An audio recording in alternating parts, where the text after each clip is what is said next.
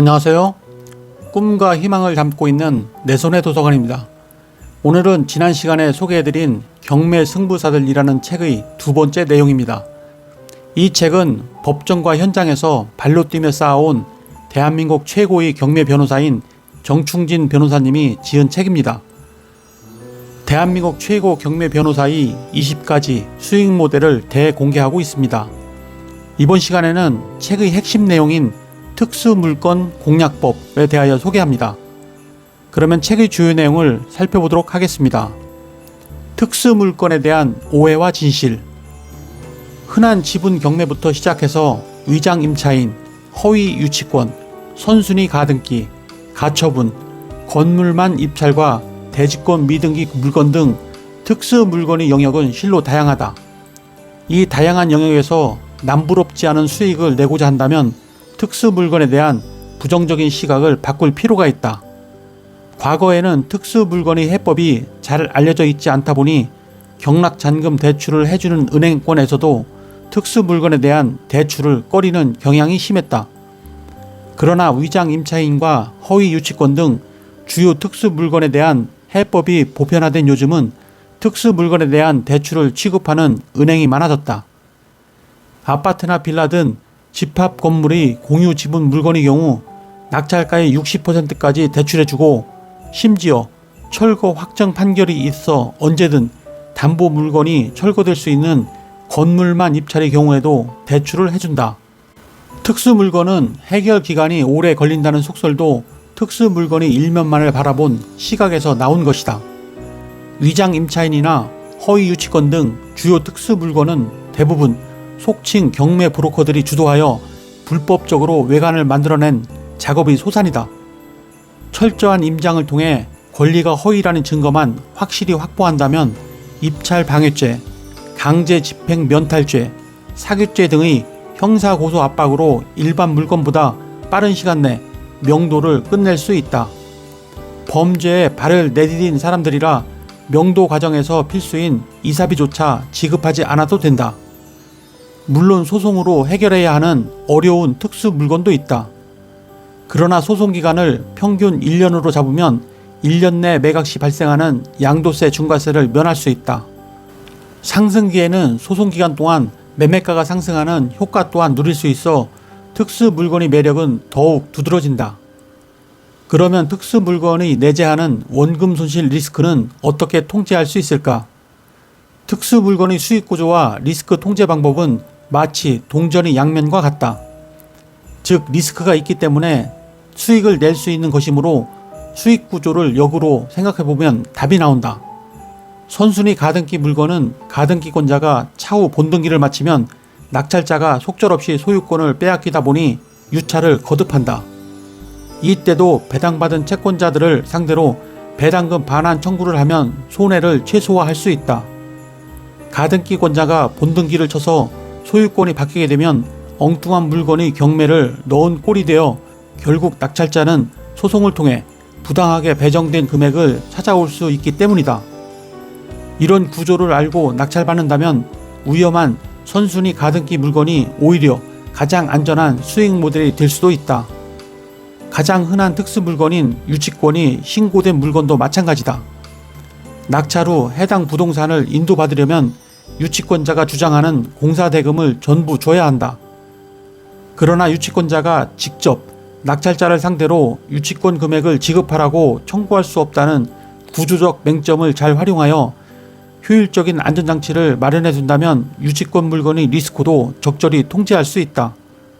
토지 소유자가 건물 철거에 대한 확정 판결을 갖고 있는 건물만 입찰 물건도 철거 집행 절차와 집행 과정의 문제점 등을 꿰뚫고 있다면 토지 소유자와의 협상 과정에서 우위를 점할 수 있다. 결국 리스크 통제 방법만 제대로 알고 있다면 특수 물건은 더 이상 하이 리스크, 하이 리턴이라는 명제가 지배하는 영역이 아니다. 특수 물건은 문제가 명확한 만큼 단 1%의 실패 가능성도 없고 또 없어야 하는 투자 영역이다. 위장 임차인, 또 하나의 블루오션. 특수 물건 중에서도 사람들이 많이 접근하는 유형이 위장 임차인 물건이다. 매각 물건 명세서에는 임차인이 보증금을 낙찰자가 인수해야 하는 것처럼 공지되어 있지만 실상 내막을 캐보면 위장 임차인이어서 낙찰자가 떠안을 게 없는 물건이 바로 위장 임차인 물건이다.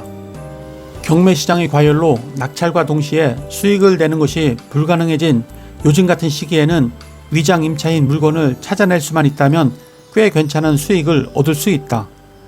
사례에서 P씨는 이 물건의 임차인이 거액의 보증금을 공인중개사 없이 직거래했고 전입일자와 확정일자 사이에 상당한 이력이 있는 것으로 보아 정상적인 임차인은 아닐 것이라고 추정하고 응찰 전 내막을 캐기 위해 주변 탐문에 들어갔다. 은행과 경비실, 관리실 등을 집중 탐문해 현재 임차인의 남편과 소유자가 형제지간이라는 사실을 밝혀냈다. 임대차 계약서 등 관련 자료를 입수해 분석한 결과 여러 모순되는 점이 있었다. 위장 임차인이라는 힘정은 있었지만 자칫 잘못하면 적지 않은 손해를 감내해야 했다. 망설이던 P씨는 임차인과 소유자와의 관계, 과거 둘 사이 채권 채무 관계, 임대차 계약이 체결된 경위 등 확실한 증거를 확보한 뒤 응찰하기로 결심했다. 낙찰 즉시 P씨는 사전에 준비한 대로 위장 임차인을 순순히 시인하지 않으면 형사고소와 민사소송을 통해 강제로 명도하겠다는 단호한 의지가 담긴 내용 증명을 보냈고 몇 차례 만나서 협의를 이어갔다. 임차인은 처음에는 보증금 1억 3천여만 원을 돌려받기 전까지는 절대로 물러나지 않겠다며 강경하게 나왔다. 그러나 P씨가 몇 번이나 만나 경고와 설득을 반복하자 순순히 위장 임차인임을 시인했고 오히려 집을 구할 때까지만 살게 해달라고 부탁하는 방향으로 분위기가 역전되었다. 위장 임차인 물건은 양날의 검처럼 위험한 반면 매혹적이다. 유치권 대응 전략. 유치권이 신고된 물건은 경매계에서는 블루오션으로 통한다. 경매 초보들이 유치권 물건을 두려워하며 피해갈 때 고수들은 오히려 유치권 신고된 물건을 찾아다니며 응찰한다. 지금은 경매 지식이 보편화되어 유치권 해결이 쉬워 보이는 물건은 거의 일반 물건 수준으로 응찰자가 몰리고 낙찰가율도 높은 편이다. 하지만 아직도 해결이 어려워 보이는 유치권 물건은 반값 이하로 떨어지는 것이 다반사다. 시중에 신고된 유치권 중 실제 법적으로 인정되는 유치권은 채 10%도 안 된다는 말은 거짓이 아니다. 필자가 그동안 수천 건의 특수물건 소송을 진행하면서 체감한 허위 유치권 비율은 오히려 더 높다. 그러나 신고된 유치권이 허위이거나 법적인 요건을 갖추지 못했다고 해서 소송에서 반드시 이길 수 있다고 장담할 수는 없다. 필자도 이런저런 정황상 허위임이 분명함에도 이를 밝혀낼 증거가 불분명하거나 충분하지 못해 소송에서 패소한 사례가 있다. 핵심은 유치권이 신고된 물건을 낙찰받아 안정적인 수익을 얻는 방법을 알려주는 데 있지 소송이 능사란 것이 아니다. 장기간 소송하여 이기는 것보다 허위 유치권자를 적절하게 압박하고 적당한 금액으로 협의하여 조기에 해결하는 것이 여러 면에서 이익이다. 그래서 진정한 고수는 소송보다 협상을 선호한다. 유치권의 성립 조건은 다음과 같다. 1. 유치권은 부동산, 동산 또는 유가증권 등을 목적물로 한다. 2. 유치권이 목적물 자체에서 발생된 직접적으로 관련이 있는 채권이어야 하고 채권이 소멸시효로 소멸되면 유치권은 없어진다. 3. 채권이 변제기에 도래하여야 한다. 4. 목적물을 적법하게 점유하고 있어야 한다. 5. 유치권 발생 배제 특약이 없어야 한다. 6. 유치권은 경매 개시 결정 기입 등기 이전에 성립되어야 한다. 공사대금의 소멸시효는 3년이고 이 기간이 지나도 가압류나 소재기 등의 중단 사유가 없다면 공사대금 채권은 시효가 소멸돼 더 이상 유치권을 주장할 수 없다. 기간 내에 공사업자가 공사대금 청구 소송을 제기하면 소멸시효가 중단된다. 법적으로 회사와 대표이사는 별개의 인격체이므로 유치권자가 엉뚱한 사람을 상대로 공사대금 소송을 제기한다면 소멸시효는 중단되지 않는다. 대지권을 무상으로 취득하게 된 법리도 어렵지 않다. 아파트나 빌라 같은 집합 건물의 경우는 건물 철거를 막기 위해 토지와 건물이 분리처분되지 않도록 애초에 법으로 막아놓았다. 집합 건물의 소유에 관한 법률 제20조 사항은 이를 토지의 지분은 건물 전유 부분의 처분에 따른다고 구체적으로 표현하고 있다. 결국 대지에 대한 감정 없이 건물만 감정평가해 경매 절차를 진행해도 경매 대상물이 집합 건물이고 일정한 요건을 갖추면 건물 낙찰자가 대지를 무상으로 취득하는 경우가 생길 수 있는 것이다. 선순위 가등기 물건, 최소 자금으로 최대 수익을, 말소 기준 권리인 저당권 등의 권리보다 선순위로 설정된 가등기는 낙찰자가 인수해야 한다. 이는 낙찰자가 낙찰 대금을 전액 납부하여 소유권을 취득한다고 해도 가등기 권자가 추후 본등기를 마치면 속절없이 소유권을 빼앗기고 만다는 뜻이다. 이렇듯 선순위 가등기가 있는 물건은 리스크가 상당하므로 함부로 응찰해서는 안 된다. 다만 가등기 권자가 당해 경매 절차에서 배당 요구를 하거나 배당 요구에 준하는 채권 계산서를 제출하면 이를 담보 가등기로 모아 낙찰과 동시에 말소해주기 때문에 응찰해도 별다른 문제는 없다. 등기부에 가등기가 설정되어 있으면 보통 임차인들은 권리관계가 복잡하다는 이유로 들어오길 꺼린다. 그럼에도 정상적으로 임대차 계약이 체결되고 임차인이 거주하고 있다면 가등기가 법적으로 무효이거나 이미 실효된 것이 아닌가 하는 의문을 품을 수 있다. 경매인들이 가장 두려워하는 선순위 가등기 물건에도 다양한 수익 모델이 있다. 가등기가 설정된 후 10년이 넘었다면 그 전제가 되는 매매예약 완결권의 소멸을 이유로 가등기는 무효가 될 수 있다. 예전에는 이 내용이 꽤 좋은 수익 모델로 알려졌지만 이제는 너무 보편화되어 특별히 큰 수익을 내기 어려워졌다. 선순위 가등기 또 다른 수익 모델을 하나 제시한다.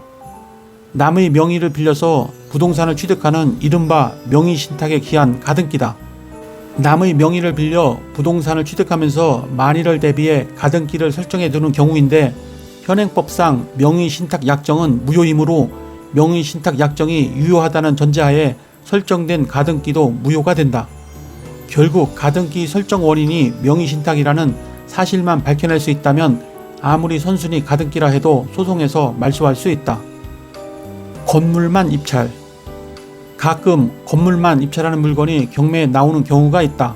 토지는 감정하지 않고 건물만 감정평가한 상태에서 건물만 입찰이라는 내용이 매각 물건 명세서에 공지된 채로 경매를 진행하는 경우다. 이 경우 목적물이 집합 건물이라면 앞서 살펴본 것처럼 대지를 무상으로 취득할 수 있는지 먼저 검토해 볼 필요가 있다. 대지를 무상으로 취득할 수 없다면 결국 토지 지분을 매입할 수밖에 없는데 이때 토지 소유자와의 기싸움에서 얼마나 오래 잘 버티느냐가 수익을 좌우한다. 건물을 철거하겠다는 토지 소유자의 압박에 항복하면 토지를 시세보다 비싸게 사거나 낙찰받은 건물을 헐값에 넘겨 손해를 볼 수 있다. 그러나 토지 소유자의 압박을 요령있게 피해가면서 시간을 끌면 반대로 토지를 시세보다 싸게 사거나 건물을 고가로 매각할 수도 있다. 토지 소유자의 무기는 건물 철거권과 지료 청구권이다.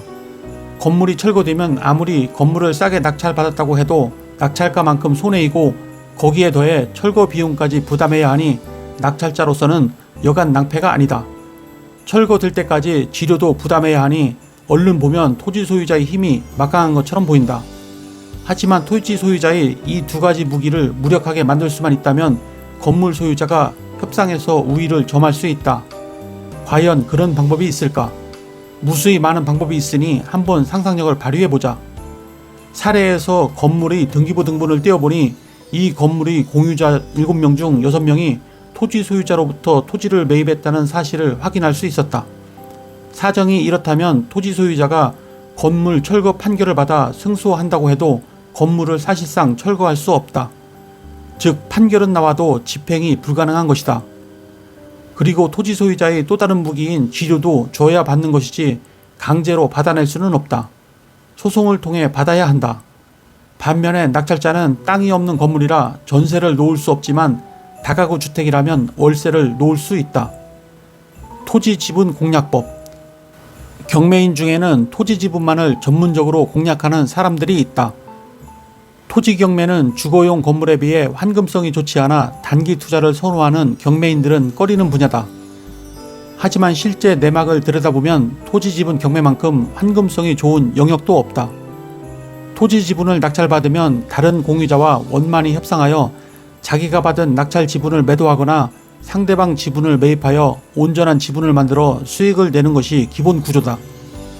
재산권 행사의 제한이 있는 토지 지분을 싼 값에 낙찰받아 전체 지분을 소유하는 방법으로 하자를 치유하는 것이다.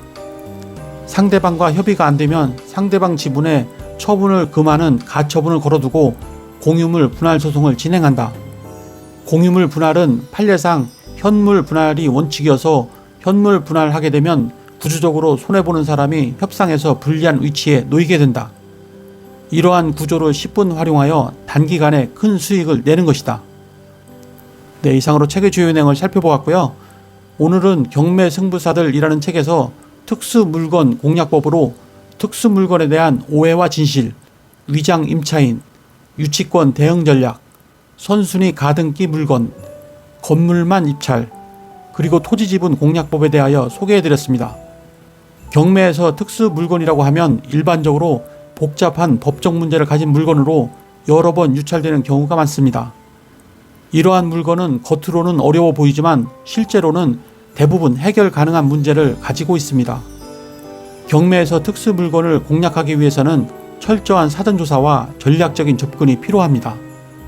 이러한 물건들은 복잡하지만 잘 활용하면 높은 수익을 가져올 수 있는 기회를 제공합니다. 경매 시장에서 성공하기 위해서는 지속적인 학습과 경험이 중요합니다. 경매 특수물건 공략법을 이해하는 데 도움이 되셨다면 구독과 좋아요 부탁드립니다. 그러면 다음 시간에 뵙겠습니다. 감사합니다.